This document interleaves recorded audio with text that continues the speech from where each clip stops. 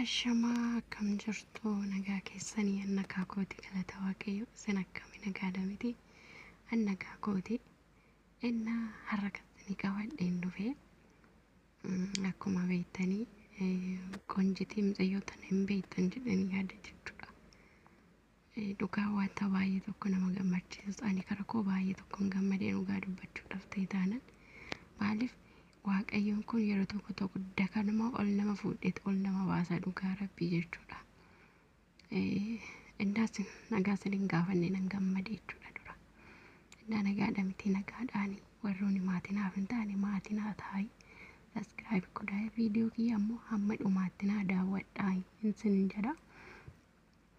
Inna kanarraa kuni qonjitii baay'ee tokkoon gammadee fi dhugaa dubbachuudhaafi haadha manaa taatee Addis Ababa keessatti haadha manaa taateerti. Dhugaa dubbachuudhaaf baay'ee nama gammachiisa jechuudha. Mucayyoon tuni isaan bira nama hojjechuudhaaf of biratti akka hojjettuutti fidatanidha. Isaanillee nama eebbifamaadha dhugaa waaqayyo namni eenyutu har'a hojjettuu isaa akka kanatti baasee miidiyaarras baasee darajaa kana geechuyyuu namni nama godhu hin jiru jechuudha. Asumaan warri mana hojjettuu qabdan ijoollee kanarraa waan baay'ee baratan jechuudha. Hubiyyee fi eenyu jedhama maqaan isaa jechuudha. Waan baay'ee irraa baratu dhugaa waaqayyo namni hojjettuu mana qabu jechuudha. Fuulduraafillee namni hojjettuu fidattanii akkasitti hojjettuu mana keessaan hojjettanii hojjettuu waan gaarii akkasitti yoo gootaniif hin eebbifamtu jechuudha. Waaqa birattis ta'ee nama birattis madaamiin teenyallee akkanumatti irraa barattee bareeda jechuudha. Dhugaa dubbachuudhaaf eenyutu irra hojjettuu mana isaatii fidee akkana darajaan kanaan nama ga'a. Dhugaa kun eebbifamtuudha. Intalli immoo kanama eebbifamteedha dhugaa waaqa dubbachuudha. Akka jedhanitti jechuun hojjechuudhaaf biyya bakkee isheetii dhuftee garuu dallaalan kana warroota akka ishee jechuudha mana tokkotti walitti naqee karrafaa itti qollofaa akka ture. Obboleettii ishee immoo Addis Ababa qabdi waan ta'eef isheen jarroota san hiisistee ishee akka achi baastedha jechuudha. Seenaa baay'ee keessa kan dabarteedha jechuudha umrii ishee tanatti jechuudha. Mucayyoon immoo xinnoodha kinoo akkuma argitanii dhugaa waaqa daa'ima jechuudha. Inna waaqayyoon gaafa seenaa keessa jijjiiruu kara seenaa namaa ittiin nama jijjiiruu hin dhabu jechuudha waaqayyoon dhugaa rabbii jechuudha. Waaqayyoon bakka hunduma isaa gochuudhaaf guyyaa qaba. Har'a kinoo Addis Ababa keessatti abbaa manaa taatee jirti. Dhugaa dubbachuudhaaf keessi koo baay'ee tokkoon gammade kinoo achi deemaa jiru jechuudha bakkee manichaayi. Wajjinumaan laalla bakka dhugaa rabbii intalli immoo goofatiidha jechuudha. Yuutuubii kanarratti isiin hojjetti isaa wajjiniinis isheenis immoo yuutuubii mataa ishee qabdi jechuudha. Yuutuubii mataa ishee hin qabdi kan ittiin jettanitti jechuudha. Saskiraayibiin ishee yuutuubii viidiyoo guyyaa lamarratti 40,000 meeqa gahee jira jechuudha. 42 moo akkas gahee jira jechuudha. Inna akkasitti kennu namni kan intan jiru jechuudha. Waaqayyoon seenaa namaa jijjiira.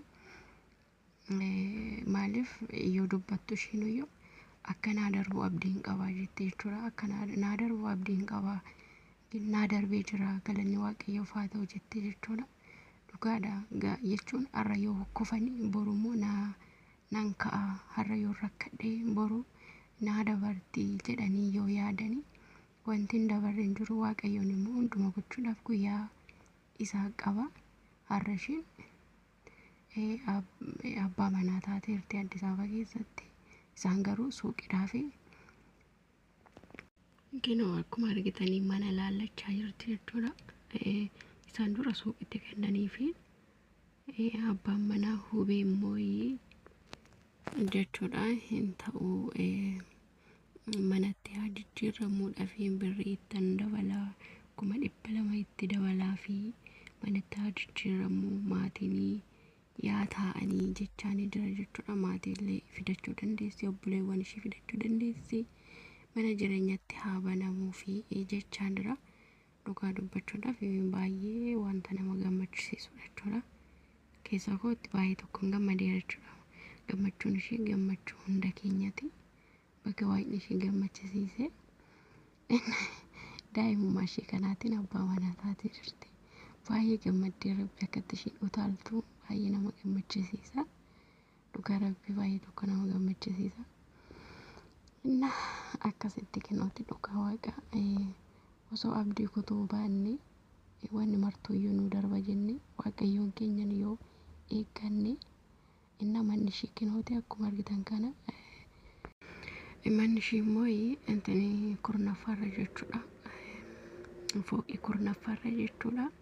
Suuqiin sun karaa manaatii jijjiiramee jira. Baay'ee tokko nama gammachisiisa dhugaa dubbachuudhaaf. Inna baga gammadde siin jenna kaayaa qonjitii teenya baga gammadde dhugaa Rabbii hedduu tokkoon gammadee fi dhugaa waaqa dubbachuudhaaf. Miskiinaa dhugaa Rabbii jechuudha. Waan miidha keessa na baasee jette dhugaa waan miidha keessa na baasee waaqayyoon koo seenaa koo jijjiiree jettee dubbatti dhugaadha. Waaqayyoon seenaa namaa jijjiiruudhaaf wanti isa daangessu tokko hin jiru. Ijoollee kanneenillee ani dhugaa baay'ee tokkoon ajaa'ibsiifadhe waa'een isaa na eebbisu akkanumatti hunduuyyuu biyyeen dhugaa Rabbii miskiina namaatii dhugaa abbaan manaa isheetillee jechuudha. Nama gobasiidha dhugaa waaqayyo. Kenoo akkuma argitan asitti waraqataa isii fudhattee jirti jechuudha. Waraqataa hin ta'in jechuudha. Maqaa isheetiin jechuudha sanii booda irratti farramatti. Arifismaan baay'een gammadanii dhugaa. Anu akkan gammade ishiin immoo akka caaltu ture. Hin burraa itti dhugaa waaqayyo utaalte jechuudha. Inna baay'ee tokko dhugaan akka ishiin taatu kenna yoo argitan baay'ee tokko gammaddee jirti. Dhugaa baay'ee tokko bakka namatti rarraati. Mucayyoon immoo gubazii wayiitii dhugaa waaqa jechuudha. Lafa dhuftuudhas ganaadha jechuudha. Gana waan baay'ee hojjechuu dandeechi jechuudha. Kenoo akka farramtuuf itti kennamaa jira jechuudha. Maqaa isheetiin intini akka ta'eef jechuudha akka farramtuudha. Baay'ee tokko nama gammachisiisa dhugaa waaqa dubbachuudhaaf. Inna baga gammadde siin jenna jirra qonjitii ta'e waa'een akkanumatti warroota akka keetillee akkanumatti rakkina jiranii waa'een haa yaadatu waa'een si yaadate. Inna kenoo qalamti kenna ciisechaalti isheen bakka gammaddeerti akka farramtuudhaaf jechuudha. Asitti immoo kenoo harka rukutaa jiranii fi baay'ee gammadde baay'ee hin boossi jechuudha dhugaa. Akka farramtuudhaaf kenoo farramtee jirti. Gubasiidha dhugaa dubbachuudhaaf ta'e taanani. Inna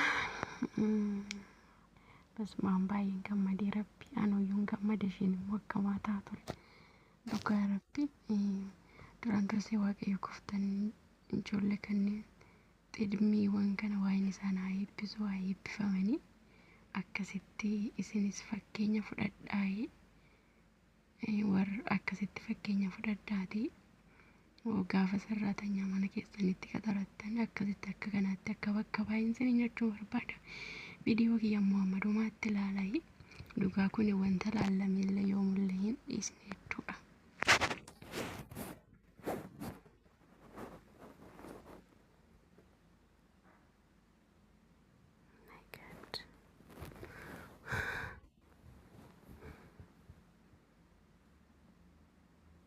Kinooti waraqaa ishee fudhattee baay'ee tokko gammaddeerti.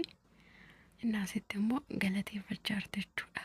Akka haadha akka abbaa naa taatanii waan na gargaartanii waan kanaaf na geechanii guddaa tokko galatoomaa itti baay'ee galateeffachaa jirti.